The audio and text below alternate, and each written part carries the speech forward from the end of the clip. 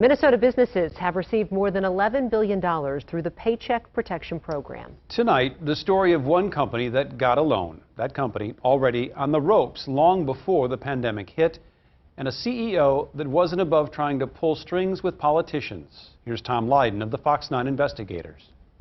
If you went only by the pictures promoting her business ventures, Kim Singh looked like a lady on top of her game.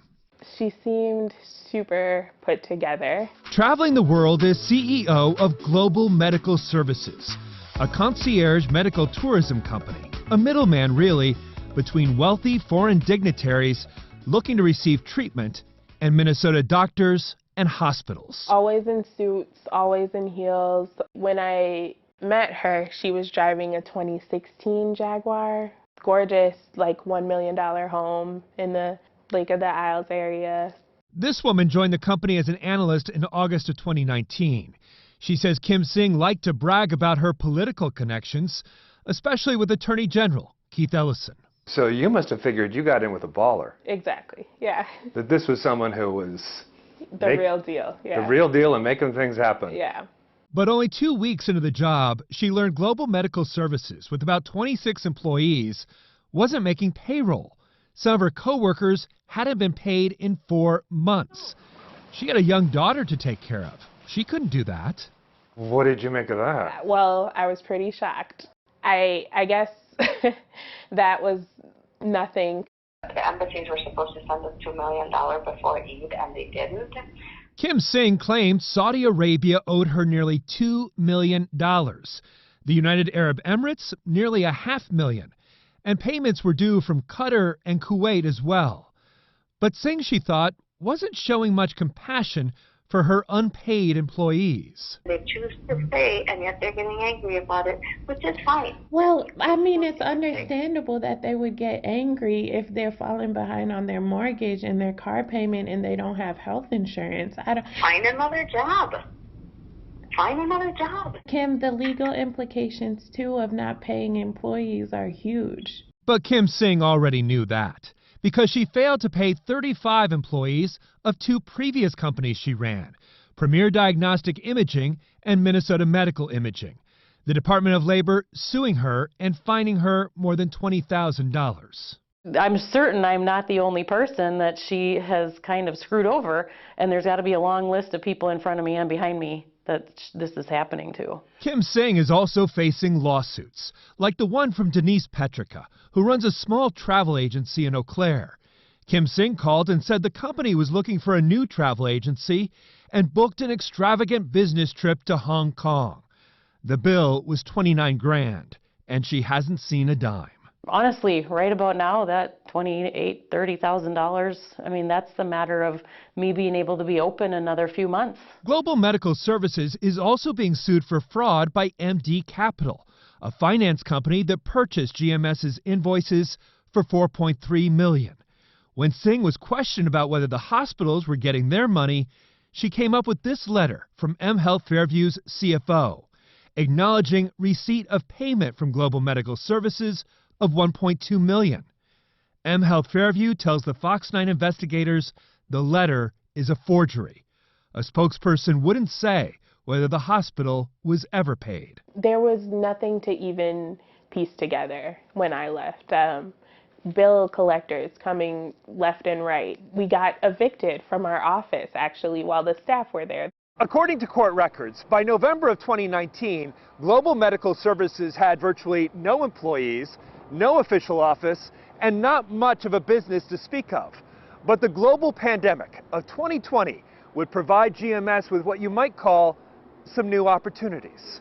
By this point, GMS had a new chief financial officer, Sam McQuaid, with quite a resume. The Fox 9 investigators learned he was convicted of felony theft in North Dakota last year for financial fraud involving his condo association. With McQuaid handling the books, in May of this year, Global Medical Services applied for the Paycheck Protection Program, receiving nearly $300,000 from the Small Business Administration, a taxpayer loan that's forgivable. Money GMS claimed would be used to retain its 40 employees. Workers, mind you, they'd already let go, 7 months earlier. Long story short, yes, the company is legitimate and is active. A company spokesperson, Amy Gaston, told me the money was being used to drum up future business. In applying for the PPP loan, GMS, Global Medical Services, says they have 40 employees. But by that point, you did not have 40 employees. But the intention was to hire all those people back. And Global Medical Services was still looking to do deals, this time with the state of Minnesota, supplying fully equipped mobile ICU units for the pandemic. And Kim Singh called on Attorney General Keith Ellison to cut through the red tape. Singh had contributed money to his campaign. The Fox 9 investigators made a public records request to the Attorney General's office and obtained text messages between Kim Singh and Ellison's chief of staff, Donna Cassett, who helped her with the request. Kim Singh writes, "Thank you very much. You and Keith have been wonderful through this process." Cassett said she contacted the governor's office to see if there is someone there that could take a look at her proposal. We'll keep you posted. Kim Singh responds, "Wow, you know how to rock and roll, get things done. Thanks." Singh checks in again when finally Cassett says, "Hi Kim, like Keith, I'm unable to advocate for state contracts. I was able to share your proposal and offer to facilitate a connection." In another text, Cassett appears to move the conversation to her political campaign email. An AG spokesperson tells the Fox 9 investigators Ms. Cassett was increasingly uncomfortable with Ms. Singh's persistent entreaties. She was afraid there might be another inappropriate request for help, and if so, did not want to receive or address it over state email. The spokesperson said there was no further communication between them. But while Kim Singh was getting the rock star treatment, former employees of GMS who complained to the Attorney General were left sitting in the lobby. I sat in Keith Ellison's office for a while and I told them, this is what's been happening. This is crazy. She never heard back. With GMS evicted, the lawsuits piling up, we spent most of the summer and fall trying to track down Kim Singh and her executive leadership team. We came up empty-handed. Denise Petrica knows the feeling.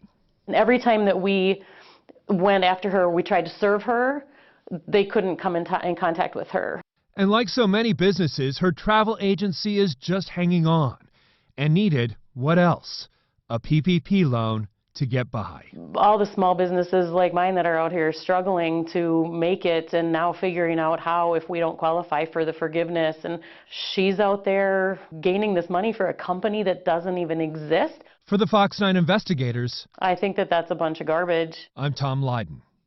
A spokesperson for the Small Business Administration says they don't comment on individual loans, but that to be forgiven, the loan must be used appropriately. If not, the SBA says they will pursue recovery of the loan and civil or criminal fraud charges.